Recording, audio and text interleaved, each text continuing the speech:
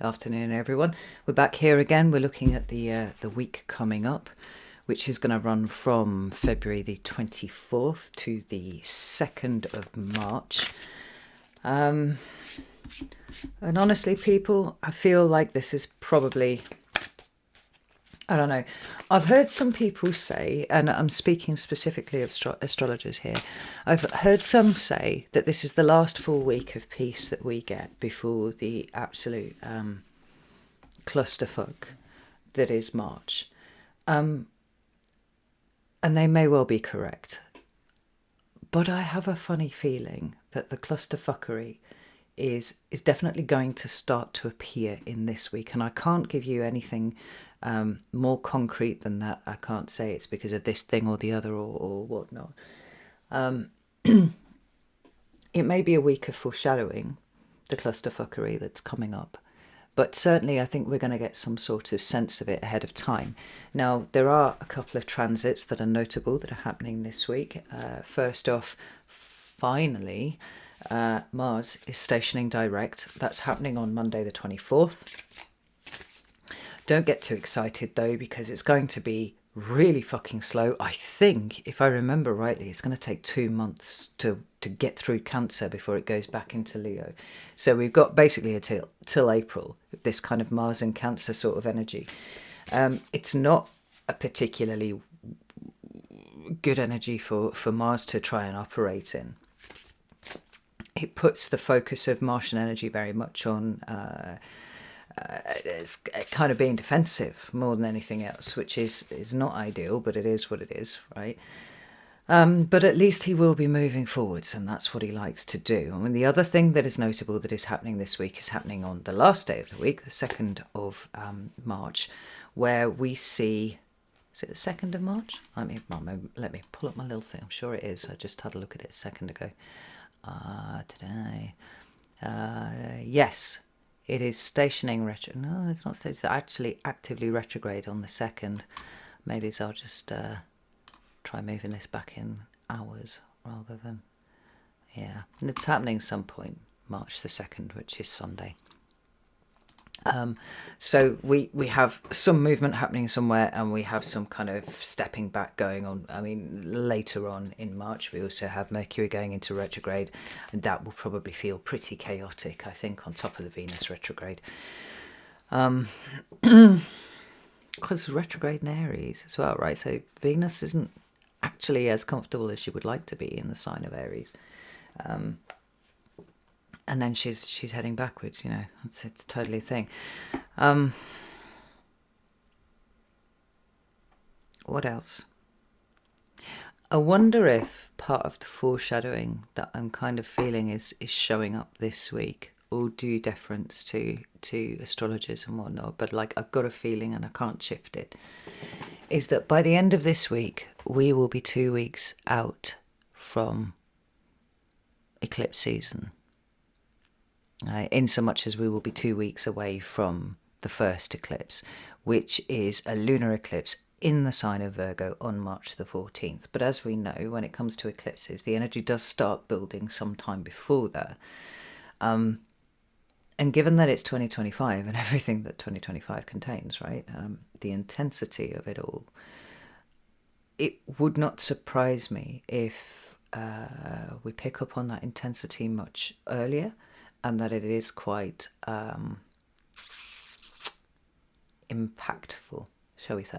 Impactful. I don't know. I mean, we'll see what the cards have to say, but this is the thing. I mean, they might say, this week, nice, easy. Just, you know, keep doing what you're doing and everything will be sound. But then at the same time, you know, 2 big transits happening in the same week. Maybe that's what I'm picking up on. I don't know. Anyway, we have the Hexen 2. Here it is, as usual. We're going to shuffle 5 times, and then we're going to look at the energies for the week. We'll also look at the shadow card at the bottom of the deck. And then we will pull out some cards. I haven't decided which deck I'm going to use for that yet, but we'll do that in a second. To have a look at how this may be affecting you. What to focus on this week. And please, I want to make this really, really clear. The most potent resource you have at your disposal right now. You may have all sorts of skills and attributes and wonderful things, right? But the most potent that you have at your disposal resource is your attention. Where do you direct your focus? Because I feel like if it's outside of you, if it is broad in nature and externally facing, the next few months are going to be problematic. We've got time to focus ourselves where we need to be, right? Which is here, right now. What's going on in front of you? Chop wood, carry water, all that sort of stuff. And I don't think that we can train ourselves to do it whilst everything is very chaotic. I don't think it's as easy at that point to do it. So we will be looking at what you need to focus on this week, and then we will get some advice as well, and we'll take it from there. So let's go with the 5, 4, 3. Let's do a little 2, and 1. Tidy up the deck, and we're going to cut it here. Interestingly, we have the 6 of Pentacles, talking about your focus and your attention and staying grounded wherever possible. What do we have at the bottom of the deck? The 2 of Pentacles. Are you noticing the imagery? Really very interesting. Now this, like, by no means are atomic blasts featured on every card. Let's just be clear about that, right? It's not like it's a feature of all of the fucking cards. We're yet to see another one, right? And somehow we've ended up with both coming out to be the energies of this week. Like, we could go through this entire fucking deck, but it's not here. So we had the 6 of Pentacles and we have the 2 of Pentacles, and I think that balance and alignment, particularly of an emotional nature, because 2 and 6 are both numbers that are considered to be emotional in nature, is how we see ourselves through. It is quite literally chop wood, carry water. Now the 2 of Pentacles is the Jupiter in Capricorn.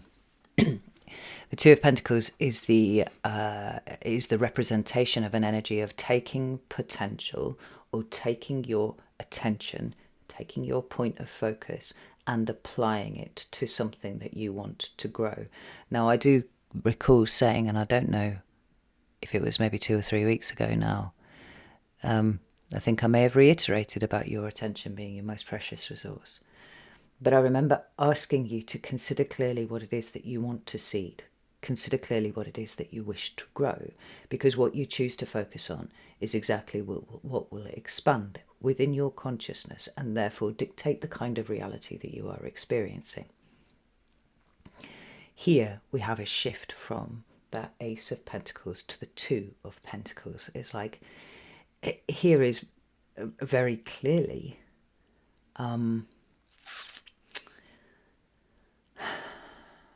the point where we get to choose, right?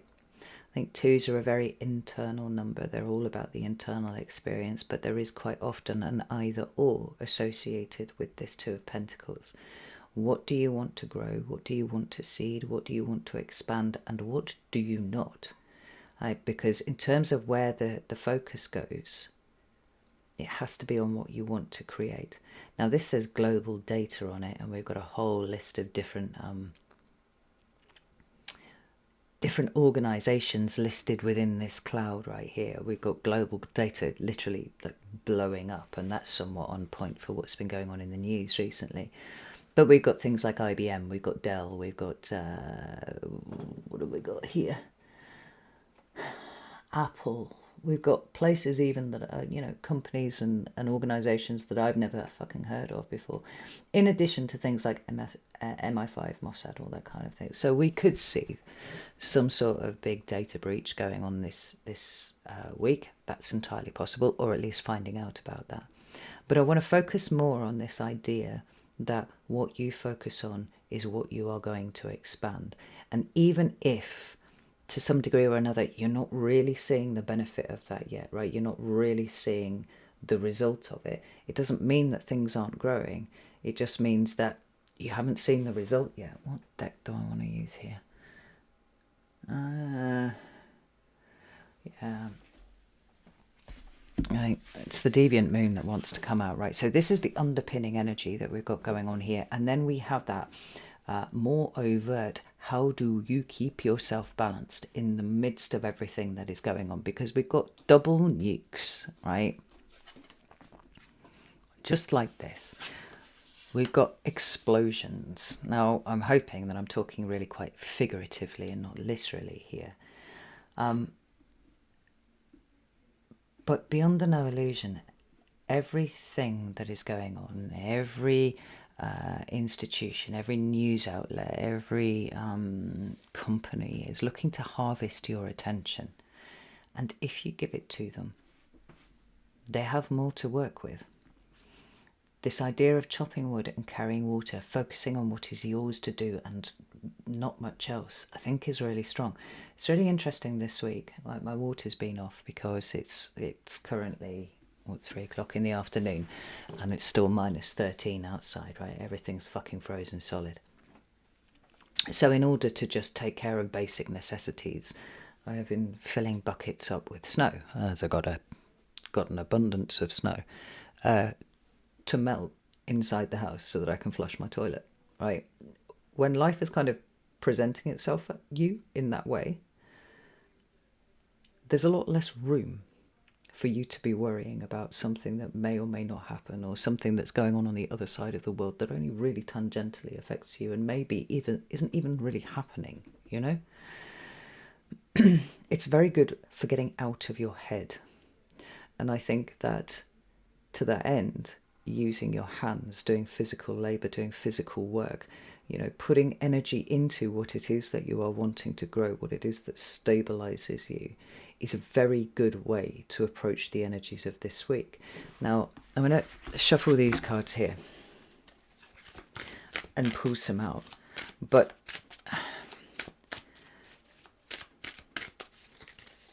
there's a lot of very surreal energy around at the moment, and I don't think there would be many people who would disagree with that. We have a strong influence of Pisces. Neptune, after all, still sitting in Pisces. Saturn, still sitting in Pisces. The North Node, newly entered Pisces. Is there something else? I don't think so. And then we've got the building intensity of eclipse season, as well as all of the other stuff that, you know, Venus retrograde may well throw up for us, which almost certainly will involve relationships and people, but will also have us thinking about value, what represents value. And we should absolutely be aligning ourselves with what we perceive to have value moving forwards. Right, those are the colours that we need to pin to our chest. That is where the work is, it feels to me. So let's have a look. Tell us how this may show up for us this week. Oh, how it's quite long cards, these ones. This week. Right, okay, 4 of Pentacles. Very interesting. What about the point of focus, please? Well, everyone. Okay, King of Wands, 5 of Wands. Alrighty then. Advice. Well, the advice is the 6 of Pentacles. Right, we've got the Knight of Cups. Speaking of Pisces, we've got the Knight of Cups showing up at the bottom of the deck. Now, I have an interesting relationship with the Knight of Cups, right? Because although it is about the act of giving our cup and being compassionate and, you know, seeing the other side of things and all that, this sort of stuff, right? You know, active kind of giving of emotion. Sometimes, on the dark side of the Knight of Cups, you might say, is the triumph of style over substance, right? Where a lot of words are said, a lot of things are are, mooted as good ideas or ways to treat people, all that kind of thing, but it's backed up by very little. Let's have a look, see what the Knight of Cups is backed up by. The Page of Cups. Now, in some ways, that's not a bad thing, right? Because we have progression, we have progressed understanding, if you will, right? Or a progressed emotional maturity that is starting to show its face. But with the star underneath there, I can't help but feel like there's a lot that is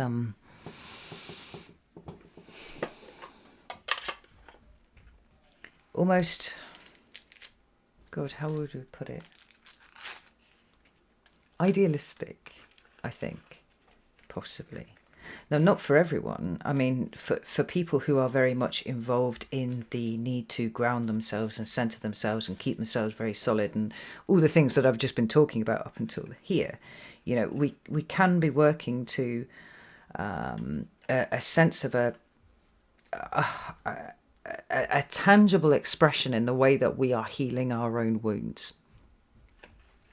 Right, we go from the Star, which is a profound card of healing, actually, to the Page of Cups and the Knight of Cups. This is how it is playing out in our life, right? We can literally walk this path of a higher level of not just healing ourselves, but being willing to be compassionate, to be empathetic to other people, regardless of where they may sit in terms of their politics, their views, or anything, right? It's pretty much on point for stuff that's been going on recently. We're looking to the human that sits beyond, because we know ourselves that we are not infallible. And when we are more able to heal and sit with the ways in which we have been wrong, or the ways that we've been misguided, or we've worked from a place of ego, or any of these things, we find it much easier to express that to other people.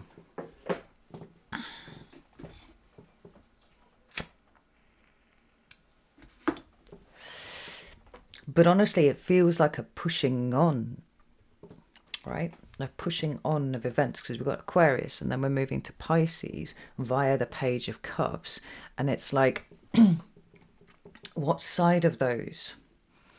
Is it the good expression or the bad expression that is playing out in your life right now? Are you demonstrating a healed attitude, or are you allowing yourself to fall into the trap of adding to the division? Are you being judgmental of other people? Is it all your way and nothing else? Is your ability to perceive the humanity in another entirely contingent on them sharing your views?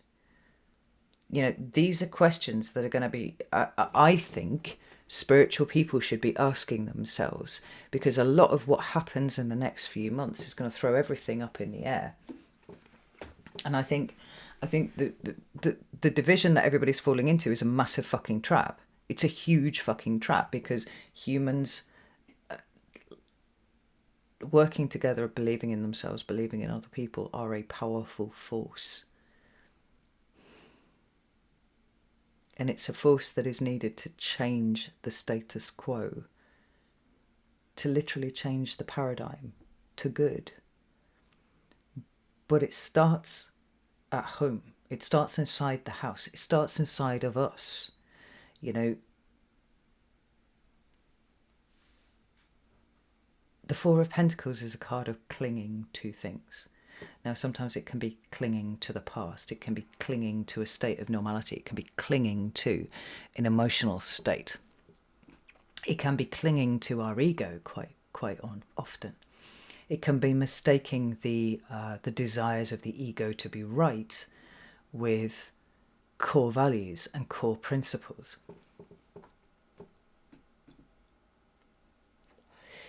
I think there's a lot about this week that is going to see us somewhat feeling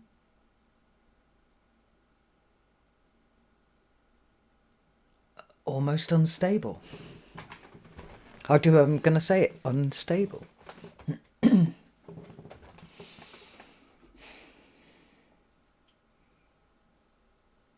You notice how this dude here is clutching these four pentacles, right? There is a desire not to let something go here, right? And we can, to an extent, we can understand that because it is foundational.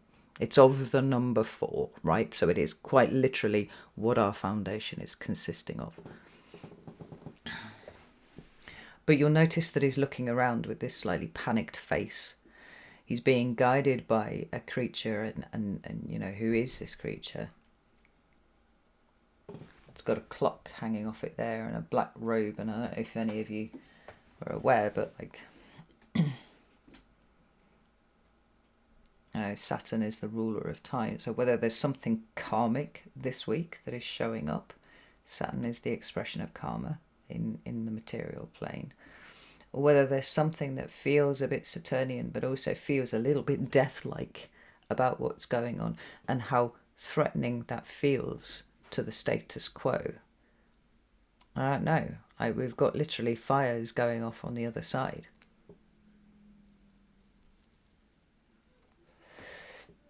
We have a person here with, you know, only one shoe on. You notice?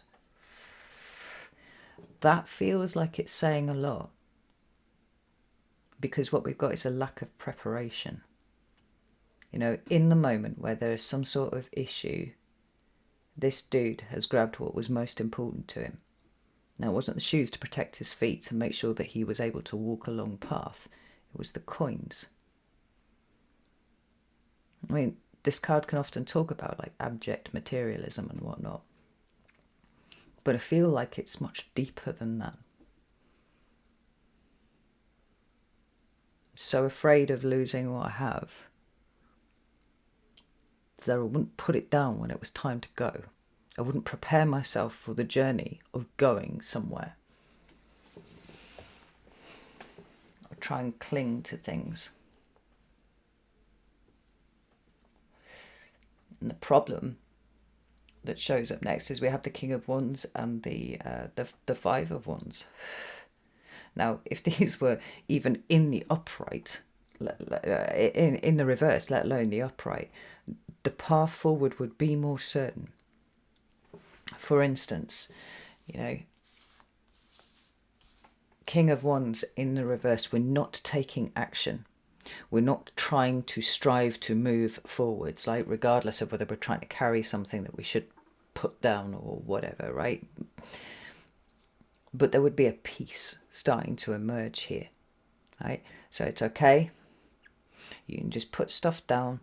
You don't need to panic about what is unstable this week, because you are stabilizing, right? And you understand that you don't have to be reactionary about stuff. If it was in the upright, we could say, well, you know, there's potentially active conflict ahead, whether you are directly involved in it or not.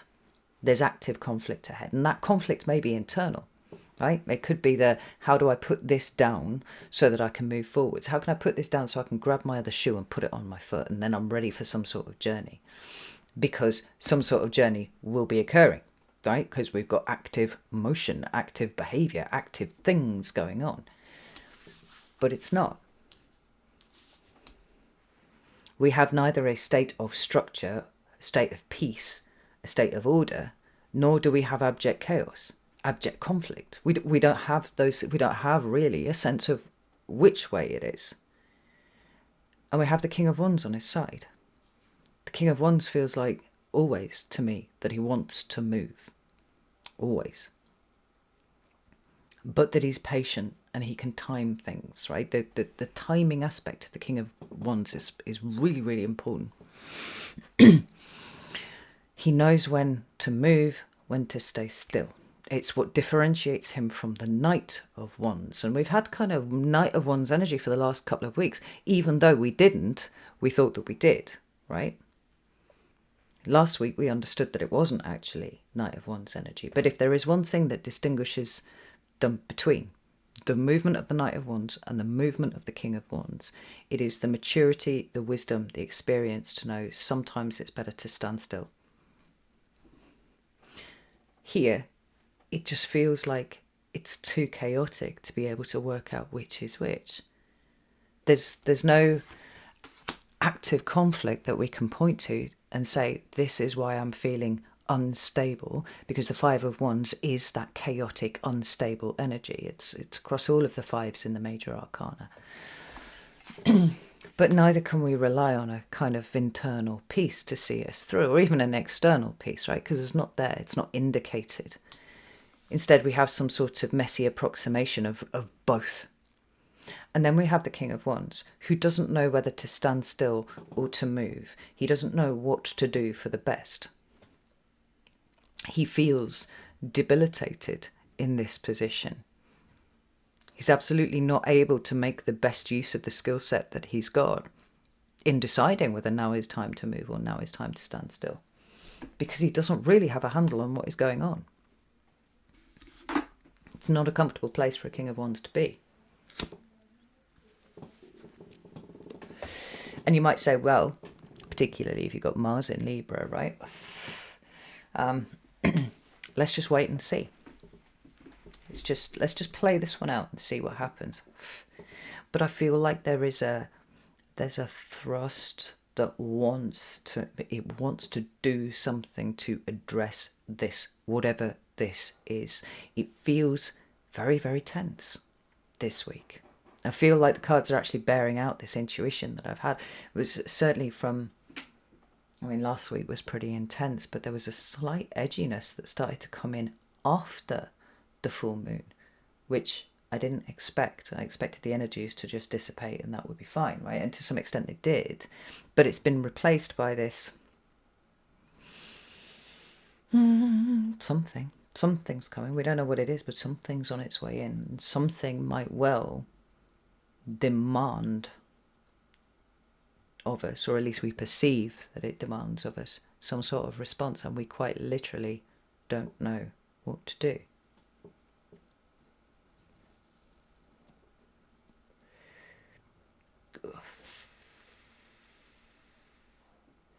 To that end, it's very difficult to focus on.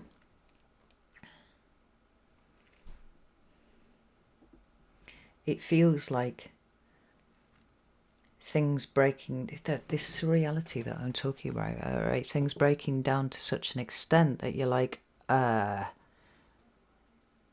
you could almost be guilty of gaslighting yourself a little bit. You'd be like, are things really breaking down? Am I just being hyperbolic? You know, am I being reactive, or is there actually something going on here? And the answer's not really showing up. Then correspondingly, well, what do I do about it? I don't really know what to do about it, because I'm not entirely sure that it's actually happening, but maybe it is happening, but I need to feel like I'm doing something, but I can't.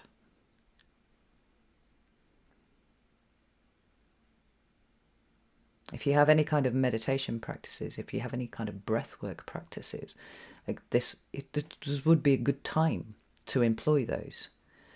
If you feel so inclined, doing anything physical would probably be a really good outlet for this kind of energy.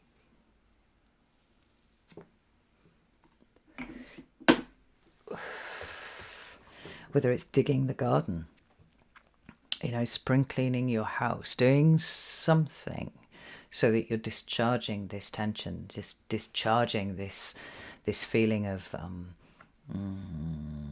a need for movement, but focusing it very much on what is right in front of you.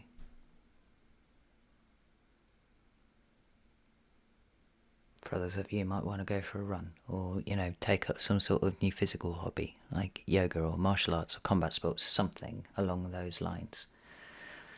Because I think without the ability to discharge the intensity, there's a possibility of, it feels like karmic collisions going on, right, left and centre. You know, we see that the advice card here is exactly the same card as is coming out here, right? Same card.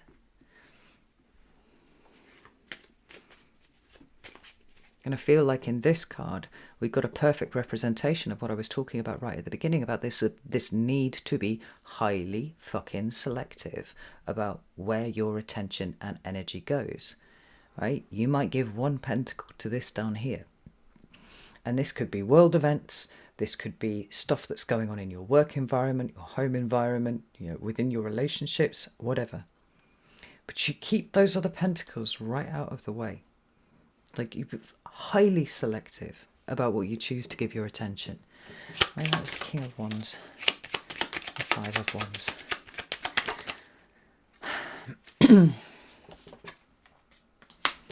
There's the King of Wands. There's the Four of Cups. Now, if you remember, I said, like, what do we need to focus on? That's what these cards are saying here. And they're like, you can't fucking focus on shit because you're not going to know what's going on. The Seven of Cups is absolutely pointing us towards that, right? It is completely illusory. It is completely elusive in terms of the kind of illumination that we're looking for, the kind of solid state of moving forwards with a plan. It's not there. But here we have the King of Wands showing in the upright, actually pointing us in a sideways way to what we should be focusing on, which is, what are we trying to hold on to too hard? It could be a paradigm. It could be a state. It could be where you live. It could be the house that you live in. It could be the relationship that you're in. Obviously, relationships are going to get highlighted pretty hard while Venus is in retrograde. And is that March there? I've got on my little sticky note. April 12th is when Venus goes direct, or stations direct at least. Then there'll be the shadow period where it all winds down. We're looking fundamentally at what holds value to us. And when I say that, I mean, what is important to you? Not what you've been told should be important to you. Not those relationships that have been there forever and so are just going to continue because, you don't really have the spoons to break away from it and, whatnot. Like, we're looking at what you are holding on to that is probably on its way out. And I would say this week, if there is a foreshadowing happening, the foreshadowing is, what if it was threatened would you scoop up and run away with? And so the point of action, the point of focus for you is, are those the right things? Are those the things that are, in alignment with our highest spiritual practices? Or are they something else? Because this lack of preparation for the way that this is coming in feels really strong. Venus in Aries going retrograde at the end of the week, and there's the flames at the side. I feel like this week we're going to get a sense of something.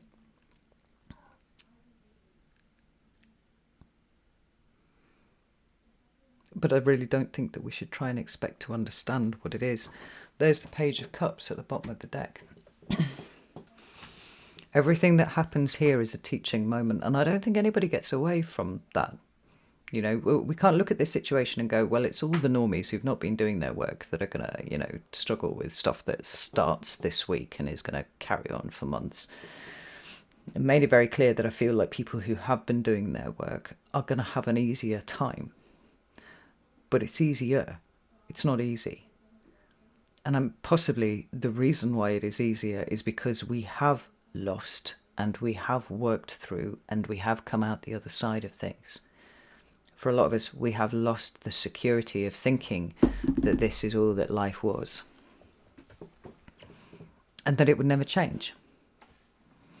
Whether it's been the relationship, a relationship breakdown, a loss, some sort of bereavement, whether it's been the loss of a home, whether it's been the loss of a job, anything, right? We've been through that dark night of the soul, and we know that it doesn't last forever. And we know that it's the clinging to things that causes the suffering. So what's that old saying, right? Pain is mandatory, suffering is optional.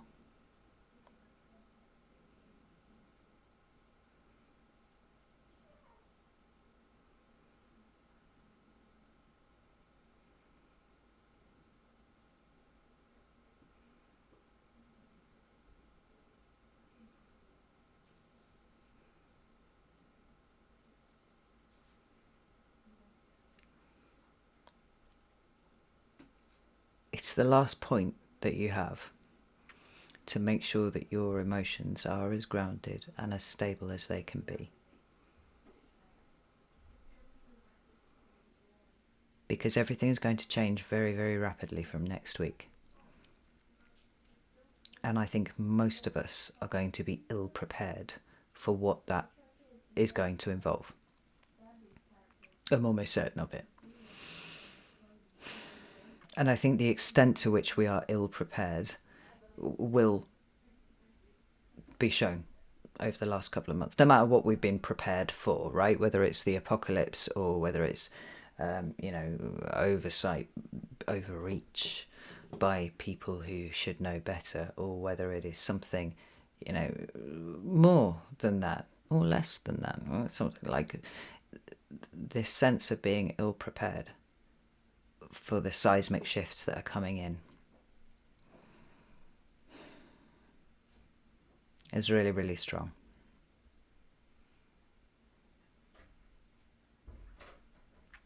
And the more things start to go to shit, the more things start to break down, the more that entropy really, shows itself as an evident force, the more we have to lean into what we know, and what we know to be important. This too shall pass, all of it.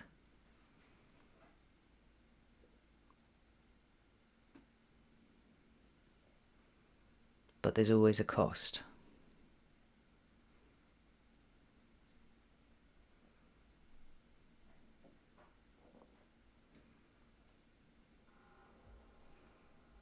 And I think whether you are the degree to which you're going to find this easier to navigate or not depends very much on where your priorities are, where the value is,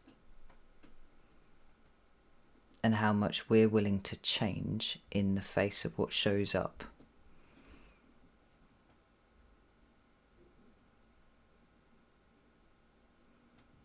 I was cracking jokes about this a couple of years ago, so I'm going to get my popcorn and whatnot, but I've been taking it increasingly seriously right the way through 2024. I was rather flippant about it before. We haven't got that now. Like, there's no room for being flippant about what comes next,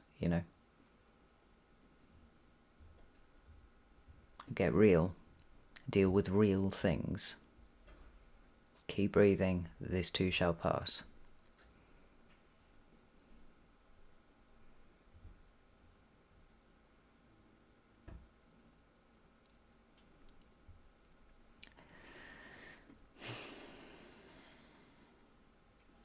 Because shifts in consciousness are rarely comfortable, right? They're just not comfortable. And anybody who tells you otherwise is literally talking bullshit to your face.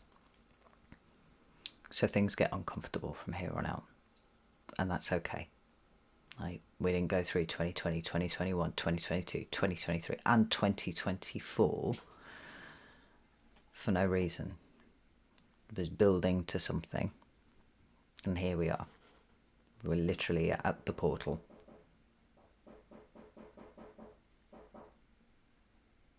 And my kids are randomly making noises downstairs. So I'm going to go now.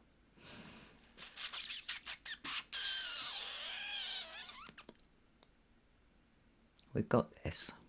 I've been in training for this for years.